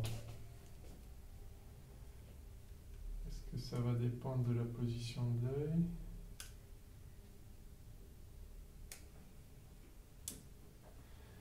Est-ce qu'il faut que on a intérêt de mettre on a intérêt à mettre l'objet au foyer? Bah, c'est simple, on va calculer le grandissement. On va calculer le grandissement et on en déduira le grossissement. Bon, je refasse ça, là. Ouverture.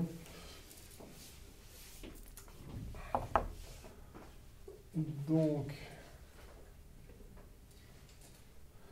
Oui, alors ça dépend... Bon, en principe, on pourrait coller... Ouais, on est libre sur la position de l'œil. Ah ben voilà, au mieux, on pourrait avoir l'œil ici, et donc on voudrait que l'image se forme à 25 cm. Collé à la loupe. Si on est collé à la loupe,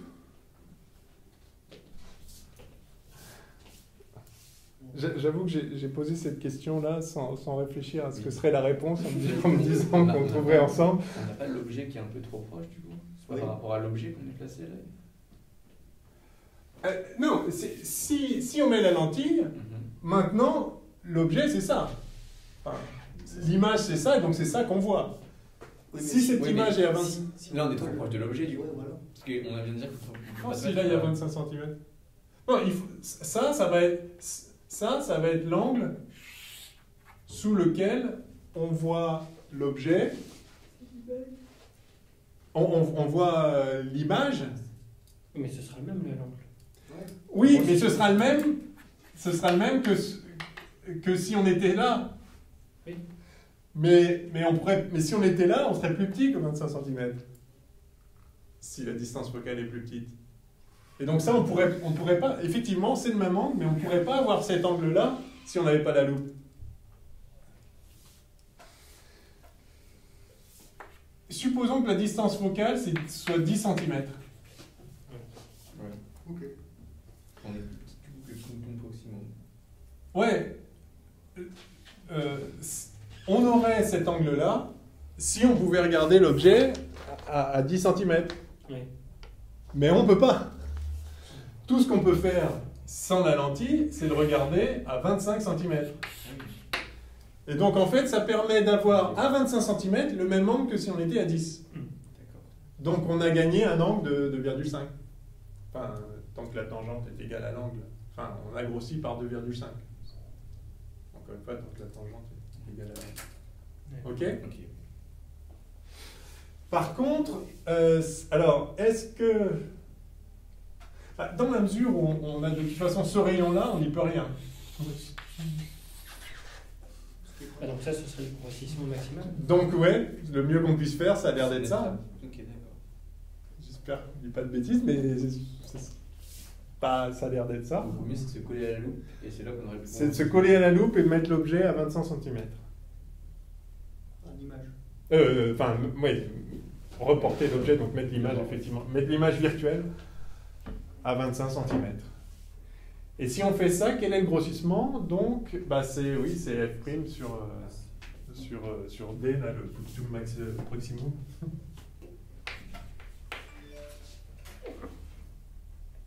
Punctum proximum, DPP. Ouais. Ce serait ça, donc en fait, ça dépend de la distance, de la divergence de la lentille, la distance focale. On a intérêt.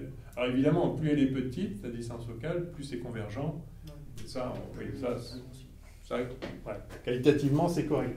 Mais donc, est-ce qu'on peut faire mieux que ça? Si maintenant on essaye de ne pas accommoder avec l'œil, c'est-à-dire de former une image à l'infini, pour ça, il faut donc mettre...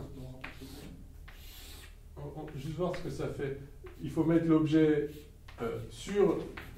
dans le plan focal. D'accord. Si l'objet est dans le plan focal,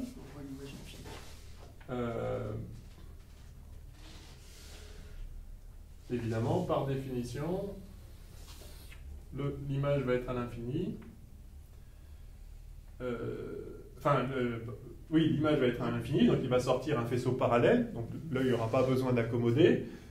Parallèle sous quel angle? Bah, précisément l'angle du rayon qui n'est pas dévié. D'accord?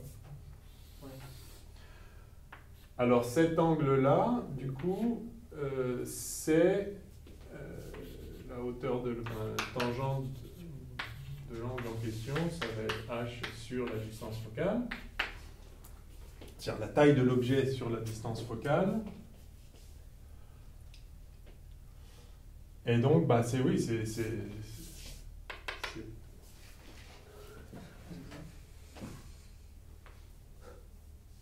donc c'est h sur...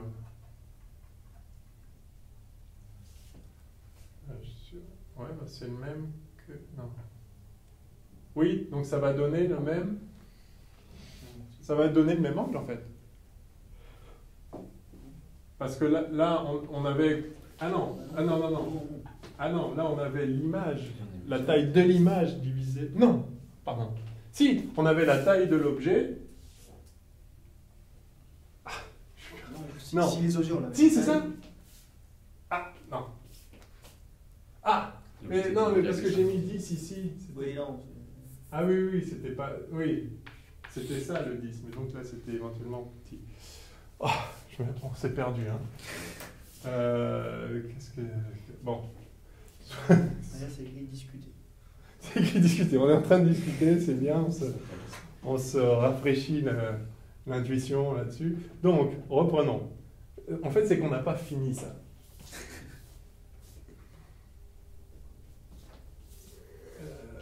Dans ce cas-là, on a le grandissement.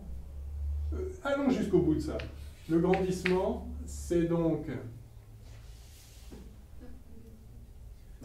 C'est P' sur P. C'est A'B' sur AB, donc ça fait P' sur P. D'accord? C'est la formule aussi qu'on avait trouvée. Enfin, hein, je le lis dans le triangle, là, c'est Thalès. Hein. Ça sur ça, c'est ça sur ça. D'accord? Enfin, on l'avait trouvé déjà hier, ça, bien sûr. P' sur P, et donc P' sur P. Ben voilà, ça fait P' sur 1, c'est égal à F sur P plus F'. D'accord? Ça, c'est le grandissement transversal. Maintenant, sous quel angle on voit cet objet. Le mieux qu'on puisse faire, c'est d'être collé à la lentille. Et donc, l'angle, θ vu, d'accord, c'est sa taille, c'est A'B' divisé par P'. D'accord? Enfin, c'est l'arc tangente de ça. D'accord? Ouais? Tout le monde? Je vois pas là. L'angle. Donc l'objet donne une image qui est là. D'où qu'on se mette, enfin suivant où on se met, on ne voit pas sous le même angle. Le plus grand angle, c'est si on est là. Et si on est là, l'angle, voilà, sa tangente, c'est donc la taille de l'objet Sur la distance. divisé par la distance. Hein? Donc, l'angle sous lequel on le voit, c'est ça. Et donc, enfin, en fait, c'est moins ça parce que P' est négatif. Par rapport, hein, si on prend la valeur absolue de l'angle. Et donc, et P' ça vaut ça. Donc, on n'a peut-être pas besoin de ça. Donc, si on le remplace, ça fait... Non, si. Ah oui, et ça, oui. Donc ça fait gamma AB, c'est-à-dire H, la taille de l'objet. Moi, je vais écrire AB sur P'. Donc AB, c'est fixé.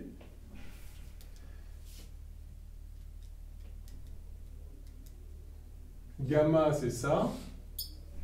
Et P', c'est ça. Alors allons-y. Je me suis peut-être pas bien pris, mais c'est pas grave.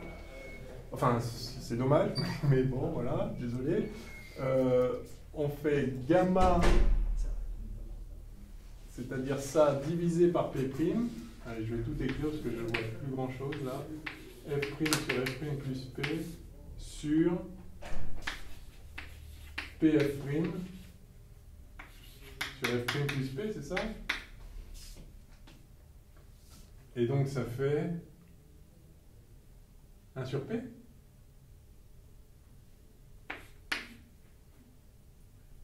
Enfin, tout ça fois AB, bien sûr. Ah oui. Oui, oui. On retrouve que c'est ça sur ça. Oui, c'est l'angle, oui, oui. Bon, donc on n'a pas dit de bêtises, mais on ne fait que retomber sur le même truc. Et donc, mais ceci dit, c'est intéressant parce que ça, donc θ sous l'angle sous lequel on le voit, c'est donc AB sur P.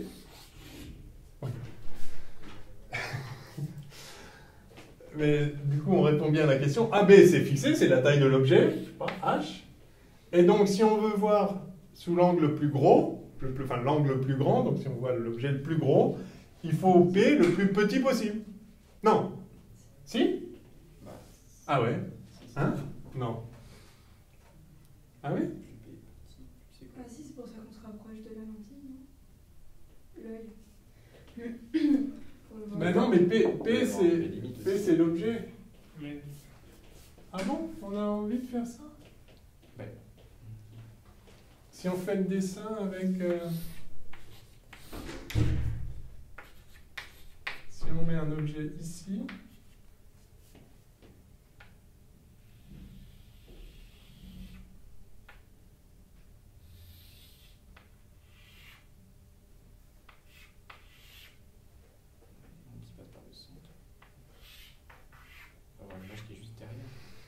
Ça va pas la grossir beaucoup, Du coup, hein? ça fait un grand angle tout de suite. C'est une loupe.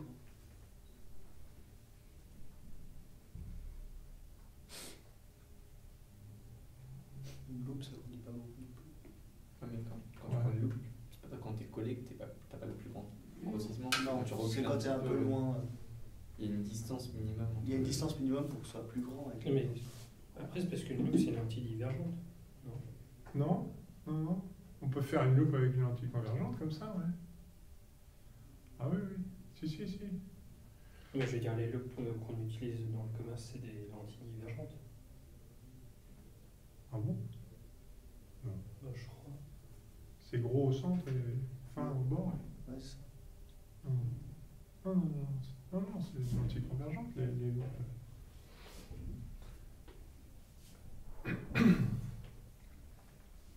Attendez, on s'est trompé, là, c'est pas possible.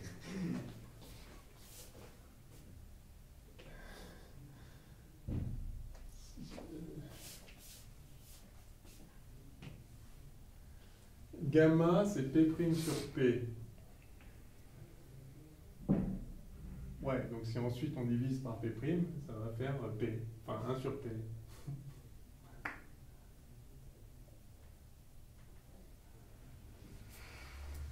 B sur P. Donc on voudrait que P soit R.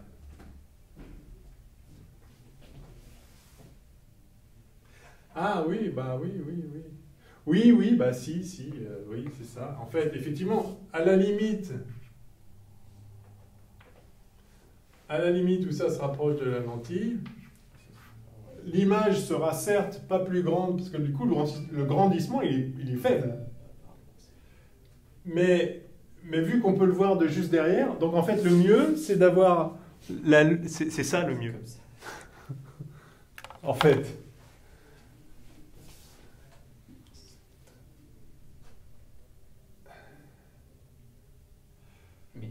Bon, sauf qu'on peut après, sauf qu'après, on rentre dans les problèmes, on sort des conditions de Gauss. C'est ça le problème. Parce que là, l'image sera faite à moins de 25 cm.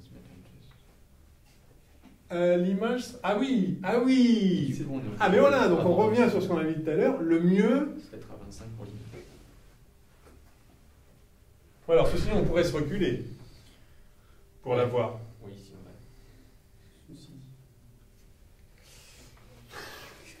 Oui, c'est vrai. On pourrait se reculer et pour voir. On aurait toujours le même angle, vu qu'on a toujours à 25 cm. Ouais. Donc le mieux, ça reste quand même ça, c'est quand on forme l'image à 25 cm. Et quand on forme l'image à 25 cm, c'est ce qu'on a dit tout à l'heure, ça nous donne un grandissement qui est un grossissement, pardon. Quand on forme l'image à 25 cm, on a sous quel angle on le voit? Alors c'est ça qu'on va calculer. Voilà. Donc si l'image, donc si on veut P' égale 25 cm, d'accord?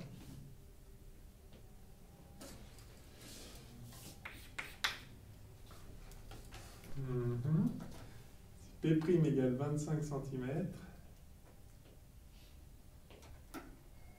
ça nous fait gamma. Alors ça nous fait θ vu qui est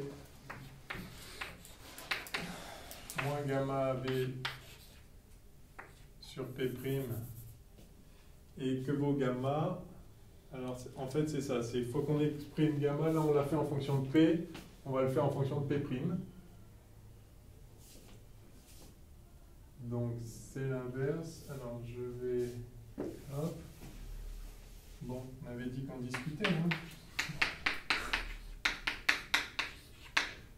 Donc j'ai P qui vaut P', F' sur F' moins P'. Ça. Donc gamma qui est P' sur P,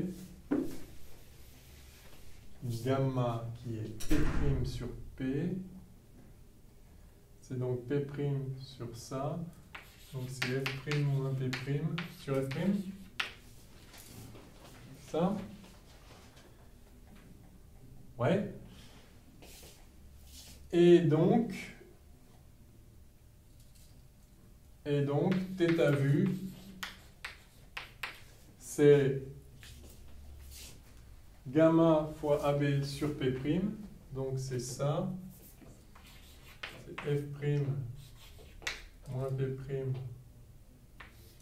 Ça ne devient pas plus vu que c'est moins gamma pour la formule. Oui. Moins gamma. Le moins de gamma, il vient. Oh, il vient juste. Le grossissement, c'est moins. Que P', c'est parce que P' est négatif. Ah, mais c'est pas grave. Mais bon.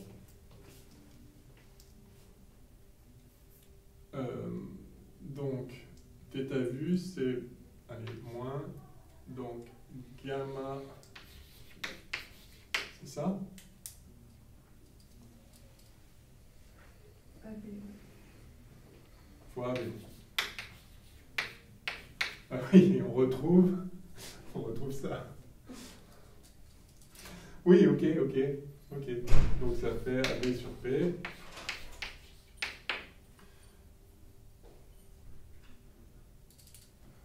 Ok, enfin voilà. Et donc il faut calculer ça. Avec P' égale 25 cm.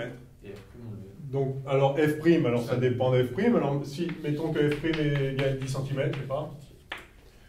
C'est une vergence de 10, d'accord? Enfin, 10 dioptries, ce qui est déjà beaucoup. Petite distance focale, 10 cm. Prenons pour voir. Donc, ça va faire. Alors, attention, un P' est négatif. Hein. Donc, F' moins P', c'est en fait 35 sur. Je mets tout en centimètres. Hein.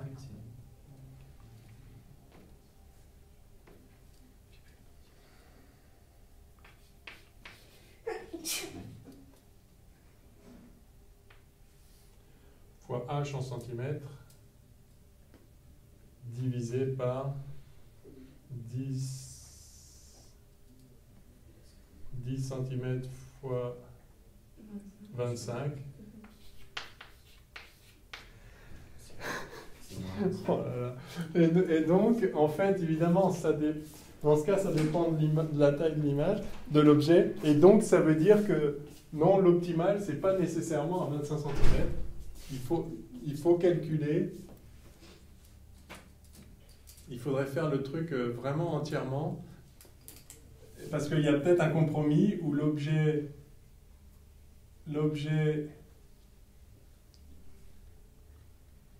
est plus grand, mais plus loin. Donc en fait, c'est pas garanti que ce soit à 25 cm. Faille le mettre. Bon, on tourne un peu en rond. Le but c'était un peu de discuter tout ça. Je pense que c'est bon, on a discuté. Vous voyez comment calculer les grossissements. Je voulais quand même juste essayer de regarder si on met l'image à l'infini, ce que ça donne. Donc ça, c'est ce qu'on avait commencé à faire. Si on met l'image à l'infini, c'est-à-dire l'objet dans le plan focal,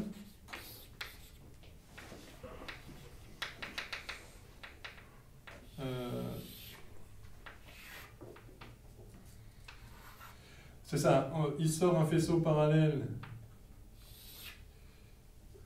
qui a pour angle donc θ vu là pour le coup c'est la taille de l'objet divisée par la surface focale. Ok. Et ça, oui, en fait c'est ça. Dans tous les mais voilà. Dans tous les cas, non.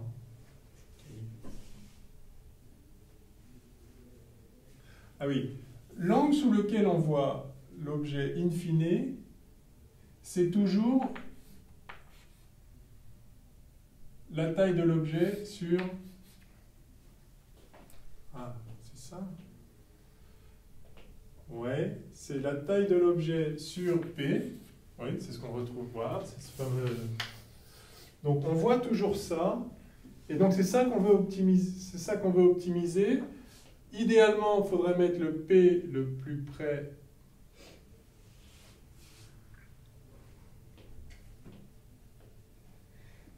Non, mais ça, c'est à condition. Voilà, c'est ça le point de la discussion. À condition que P' soit supérieur ou égal à 25 cm. Parce que sinon, on ne peut pas le faire.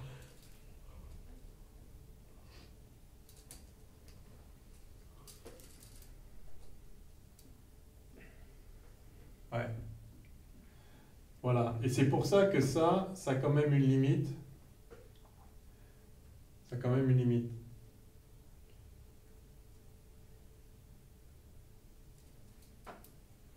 Et c'est ça qu'on avait commencé à calculer. Pour que P' soit à 25 cm, il faut que P soit... ça. Et ben après, il faut voir si ça, c'est mieux. Enfin, quand est-ce que ça, c'est optimal. Bon, on a un peu tourné en rond, un peu merdé, mais ça, quand même, ça, c'est quand on forme l'image à l'infini, H sur F', alors que si on observait l'objet à l'œil nu, θ max nu, œil nu, ce serait H sur le punctum proximum. Ça reste vrai.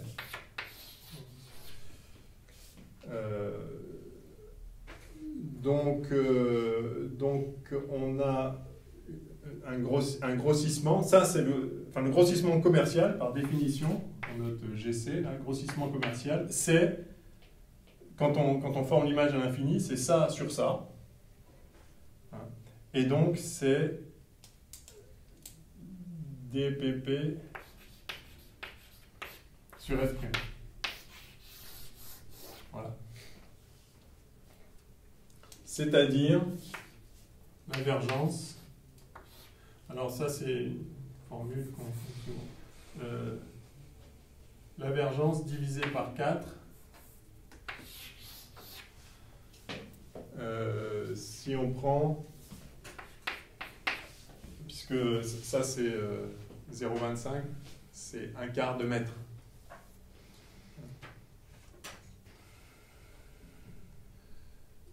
Donc ça fait 4 mètres moins 1, et ça c'est des mètres moins 1. Hein. Donc si on exprime l'avergence en dioptrie, ça fait V sur 4. Donc effectivement, dans le cas qu'on avait pris avec une lentille de distance focale 10 cm, on a une divergence de 10 dioptries divisé par 4, c'est un grossissement de 2,5, c'est ce qu'on avait trouvé. Voilà. Donc voilà. Grossissement commercial, en fait, c'est... L'avergence sur 4, en l'occurrence, pour une lentille simple. Bon, j'espère qu'on n'a pas perdu notre temps trop inutilement. On a quand même revu quelque chose. On aurait pu sans doute faire un peu mieux. Ok, allez. Est-ce qu'on fait une pause? Quelle heure il est? 11h30. Ah, on fait une pause et on reprend? Ouais. Ça m'a épuisé aussi, ça. Ok, pause.